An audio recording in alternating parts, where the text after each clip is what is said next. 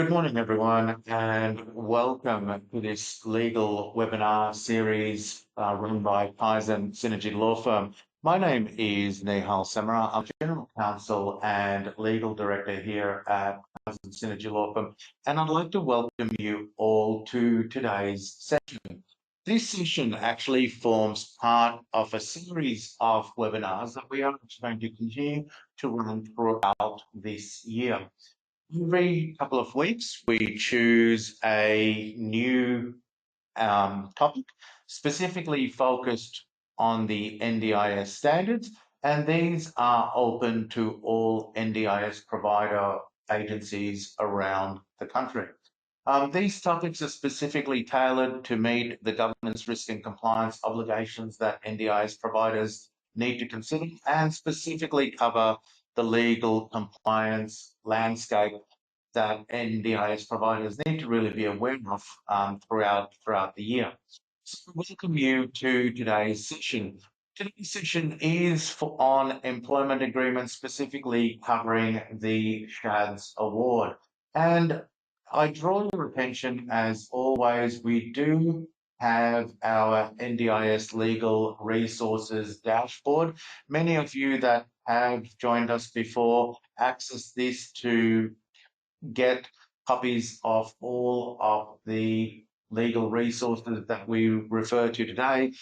We have this dashboard which you can all access. It is the demo version of the NDIS legal resources dashboard. You can see that we've got the previous webinars that we have run on here that you can see, as well as also the other handouts as well. We've got these from incident reporting.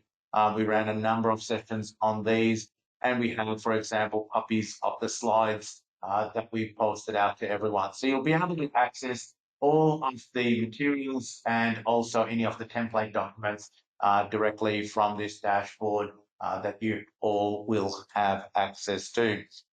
This also gives you the tools and the resources, which I will add. A lot of NDIS providers use this dashboard to ensure that they meet the NDIS standards. And also we've got the sample policies and other resources that you can also use and access as part of this.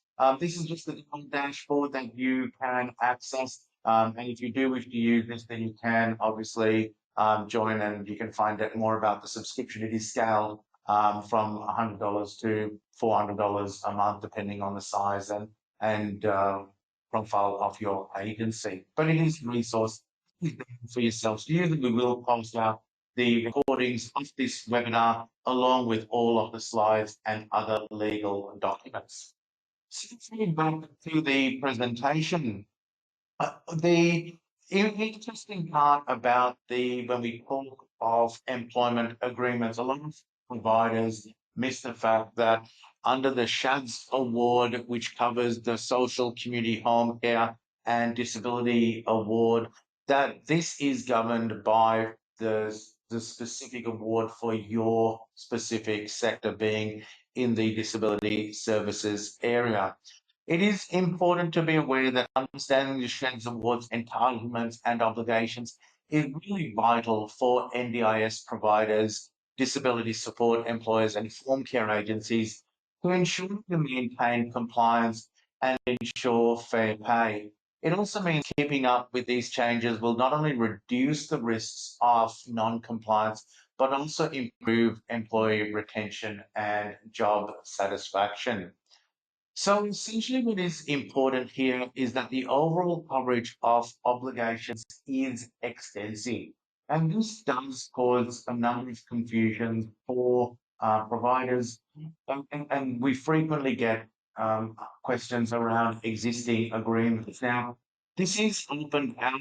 Obviously, law firm runs a site at the Trobe Law School where we actually train the next generation of in-house counsel and other lawyers that often work in community service organisations. As part of this, if you want to actually send us your existing employment agreements that we can look at and work with you, then we'll actually use these as part of our training to support students. But also for yourself, it means then that we can review these for you. structurally do this. Actually frequently are engaged with organisations and NDIS provider organisations actually review some of their employment contracts and agreements. So that is certainly open to all of you, and I will drop you an email about the opportunity to actually just send us your existing employment agreements for us to look at.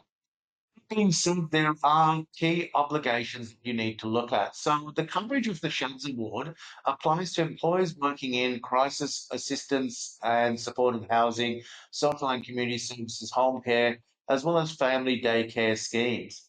The award doesn't cover employers and employees when they are covered by one of the following awards. So it includes aged care, amusement awards, children's services awards, and fitness awards. Now, the reason that we bring these up as well too is because some community service organisations might be covered by multiple awards.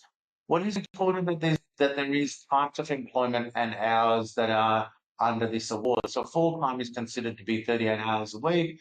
Part time is agreed regular pattern, which is less than 38 hours a week. And casuals is where there is a minimum engagement period of 2 hours per shift with casual loading of 25% where that applies. Now, it is important that there are minimum wage and related matters that you need to ensure that is in your employment agreements. Now, all of these slides can actually be used as a checklist if you want to actually assess your own current agreements to make sure that they are up to speed for what you actually need them to do. So different pay classifications based on the duties, experience, and qualifications that your staff have. And these are updated pay rates are published by the Fair Work Commission every July. And this has been updated again by the Fair Work Commission this year. There's also specific requirements under breaks and rosters. And you can imagine, obviously, being in this disability services sector as an NDIS provider, you need to be across ensuring that staff do and have access to meal breaks where required, tea breaks, and then minimum time off between shift is 10 hours, unless the shift is a sleepover, which becomes 8 hours. And there are requirements on rostering too. In addition to them, which a number of NDIS providers that we work with weren't aware of, is that there may well be also allowances, which are additional payments that are made to employees as a separate amount. They can be paid on an hourly basis on top of their minimum rate or by another method such as a weekly payment. And employees may be entitled to an allowance for meals, first aid, transportation on call or broken shifts, and it depends on the role and the services that they are delivering. So it is important that you actually do consider these specific requirements as you're actually working through your own agreements to ensure that they are actually meeting the minimum compliance obligations as part of your employment agreements. There are also specific obligations on penalty rates, for example, weekend rates and public holidays, and overtime rates as well. Now, requirements also overlap with the NDIS standards, specifically where you need to ensure that you meet your governance and risk compliance, but also under HR recruitment requirements under the NDIS standards. So this work that I'm talking about also ensures that you meet your compliance obligations under specific standards. Now, there are also leave entitlements that also come out of the award, and I can see a question coming out of this, is that where there is an award, you can't actually contract out of an award unless it is above the minimum requirement that I'm talking about here. Again, this is under the National Employment Scheme as an employee is entitled to the following leave. And again, it is requirements that NDIS providers need to ensure. Now, the other parts of this where you may have sleepovers, again, there are specific requirements that you need to meet on this. A sleepover shift is when an employee is required to sleep overnight at a place where the client is located. This is different to a 24-hour shift, but it is specific under a sleep over requirement. And there are specific obligations that you as an NDIS provider need to ensure. As important as this is also record keeping and consultations. Now, there is a positive duty on NDIS providers as employers, and this means that you must keep accurate time and wage records, and you must also consult staff about major workplace changes, for example, hours and job structure. Now, this actually overlaps with the psychosocial rules that came out a few years ago now, and there are further obligations for employers to actually consult and engage with their staff on changes within your organization and to the role. So we draw your attention to this around record keeping and consultation, which is also becoming an increasingly required and positive obligation on employers. So what are the changes to the award as of the 1st of July? Well, there is a 3.5% increase to the minimum wage under the SHADS award. It also means that the adjustment aligns to increases modern award minimum wage under the Fair Work Commission's wage review. And it also means that in real modern award wages, it has resulted in a spike in inflation since 2021 and peaked late in 2022. In addition to this, there are mandatory considerations set out under the award, and this includes things like gender equality, workforce participations, and relative living standards and the needs of low-paid workers. So it is important that you be across these changes that have occurred from the start of July 25, which is why we are running this session. So the action required, we always want to ensure that you get a short list of specific actions that you need to follow as an NDIS provider. So essentially, employers covered by the SHADS award must update payroll systems to reflect the new pay rates.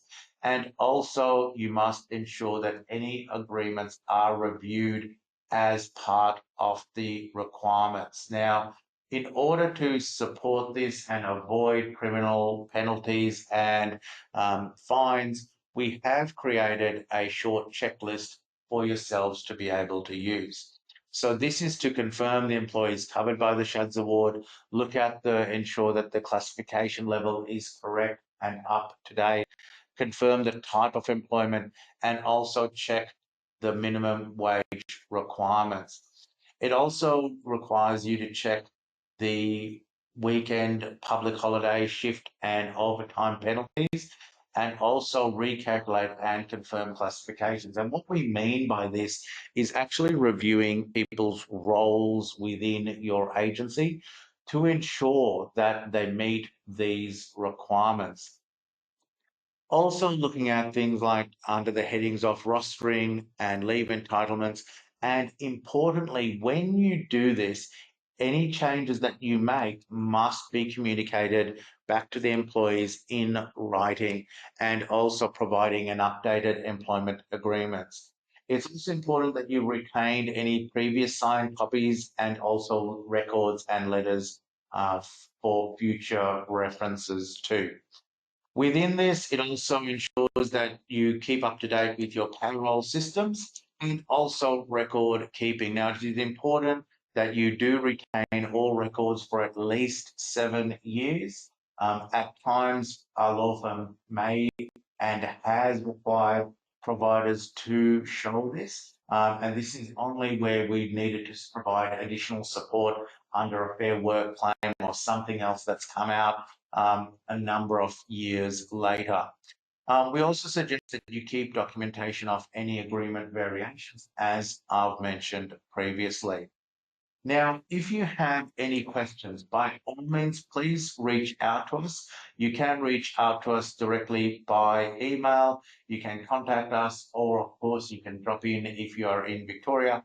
But importantly, what I will also flag is that if you do have any questions and you're accessing the dashboard, then please use the chat bar in the bottom left-hand corner of the screen. You can also access the site by going directly to gemba360.com, and this allows you to access the chat directly from here as well too. We do encourage you absolutely to reach out to us, especially around this area. We are more than happy to review any of your employment agreements that you have, and it is a service that we are running for NDIS providers. If there aren't, I will open the phone lines and also chat lines to any questions shortly. But if there are any questions after today's live webinar, then please reach out to me directly. You have my mobile number directly listed here. You can also reach us directly on our 1300 number. And I look forward to seeing you at the next legal webinar session that we will run for NDIS providers in a couple of weeks' time. This will focus and continue to focus this year on NDIS standards. Thank you all for joining us. See you next time, and bye for now.